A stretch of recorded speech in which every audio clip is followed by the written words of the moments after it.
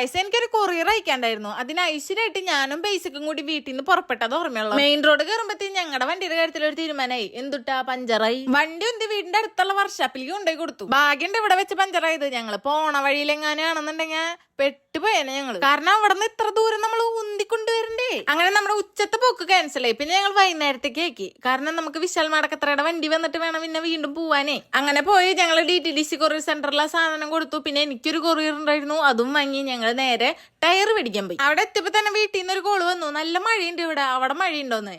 എന്ന് പറഞ്ഞു വെക്കുമ്പോഴത്തേക്കും ഇവിടെ സൂപ്പർ മഴ. ആകെ ഒരു കോട്ട ഉണ്ടായിരുന്നുള്ള. പിന്നെ എന്റെ ഉള്ളിലത്തെ ആ ചേച്ചി എന്നുള്ള ഒരു ഇതുണ്ടല്ലോ, ആ സാധനം ഉയർന്നങ്ങോട്ട് വന്നപ്പോ ഞാൻ അവന്റെ അടുത്ത് പറഞ്ഞു, നീ കോട്ട് കിട്ടോ, ഞാൻ മഴ നഞ്ഞോളാന്ന്. തിരിച്ചു പോണ വഴിയില് ചായക്ക് എന്തെങ്കിലും ഞം തിന്നണമല്ലോ, അതിനു വേണ്ടി കുറച്ച് ഞം മേടിച്ചു. എന്നിട്ട് എന്തിട്ടാ വീട്ടിൽ വന്നപ്പോ ചായയും ഇതും കൂടി ഞം തിന്നു. അത് കഴിഞ്ഞ് ഫ്രിഡ്ജ് തുറന്നു നോക്കിയപ്പോ ഒരു ഡയറി മിൽക്ക് ഇരിക്കണു. അപ്പൊ അത് ഇങ്ങനെ വെട്ടിപ്പൊളിച്ച് 6 പീസാക്കിയിട്ട് ഞങ്ങൾ 6 പേരും ഓരോന്നോരോന്നെടുത്ത് തിന്നു.